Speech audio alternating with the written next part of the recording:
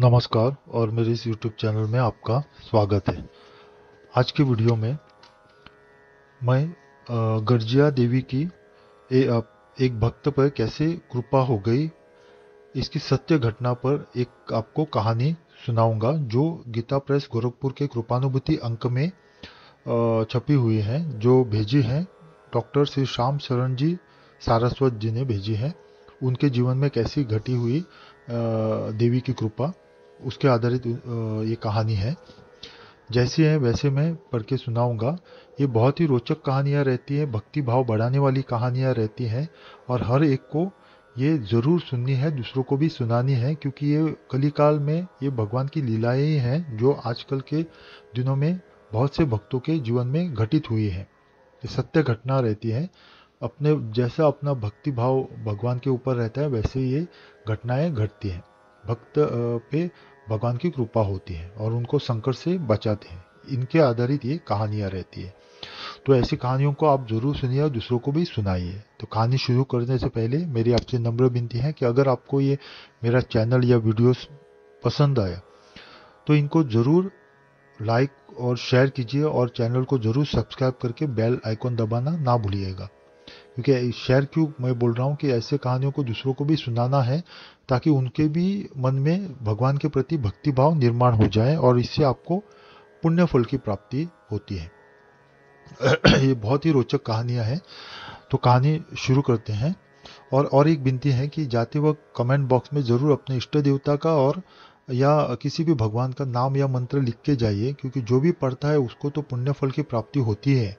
आपको भी इससे पुण्य फल मिलता रहता है। तो कहानी शुरू करते हैं। जैसी कृपानुभूति अंक 2022 का उसमें छपी हुई है सत्य घटना पर, वैसी मैं आपको सुनाता हूँ। तो कहानी का शीर्षक है गर्जिया देवी की आर्त पर कृपा। ये डॉक्टर श्री श्याम शरण जी सारस्वत जी ने भेजी है। उन्हीं की भाषा में इस प्रकार है। यह घटना कुछ समय पहले की है। जाड़े के दिन थे। मैं अपने मकान से मोटरसाइकिल से LH शुगर फैक्ट्री काशीपुर के लिए एक जरूरी काम के लिए चला।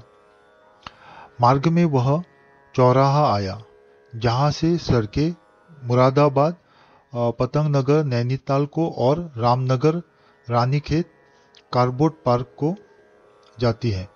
वहां मुझे किसी ने कहा, गर्जिया देवी चलो, जो कि रानीखेत रोड पर है और काशीपुर से लगभग 30 मील दूर पर है।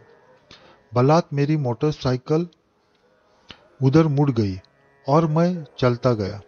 रामनगर पहुंचकर एक थैली में प्रसाद के लिए पेड़े बताशे खरीदे और फिर चल पड़ा। रामनगर से पहाड़ शुरू हो जाते हैं। सड़क पक्की है।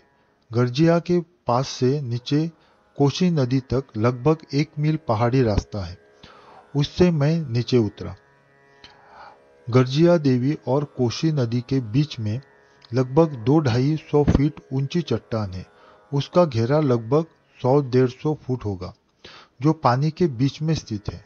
बड़े बड़े तूफान और बाढ़ आई। कोसी नदी की पक्की दीवारें बहकर कहाँ गई कुछ भी पता न चला, पर देवी की चट्टान अपनी जगह जहाँ की तहाँ अटल है।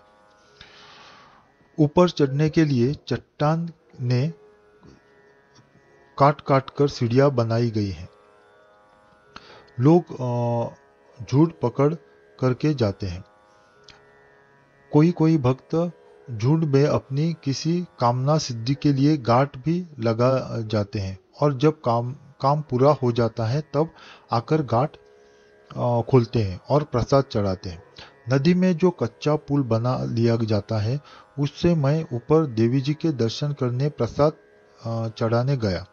वहां बैठकर मैं स्तुति पढ़ने लगा। शाम होने जा रही थी। किसी ने कहा, अब जा। मैं नीचे उतरकर मोटरसाइकिल के पास आया। रास्ते में पहाड़ी बच्चे, पुरुष, स्त्रियां जो जंगल में झोपड़ी बनाकर रहते हैं, उन सबको प्रसाद बांटकर चला। जब मैं रोड पर आया और मोटरसाइकिल रोककर वहां भी प्रसाद बांटने लगा, तभी किसी के कराहने की आवाज बहुत धीमी मेरे कानों में आई। मेरे कान उधर गए और जिस ओर से आवाज आ रही थी उस ओर ही मैं जंगल में घुस गया।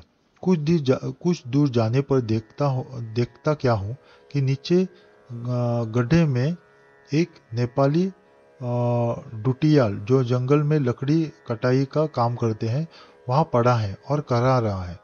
बीच बीच में वह माँ दुर्गा बोल रहा था।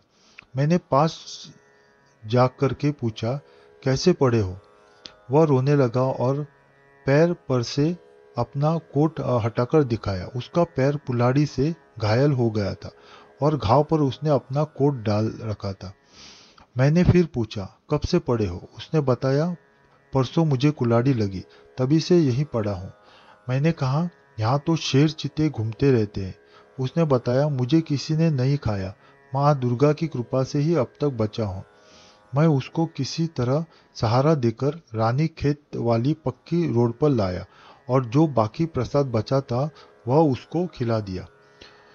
दो पहाड़ी दो पहाड़ी भाइयों को पानी लेने के लिए पैसे दिए। वे पत्तों के दोने में पानी ले आए, उसे पानी पिलाया। अब समस्या उसको रामनगर अस्पताल ले जाने की थी। अंधेरा हो गया था। उसी समय लकड़ी से लदा एक ट्रक वहां आया।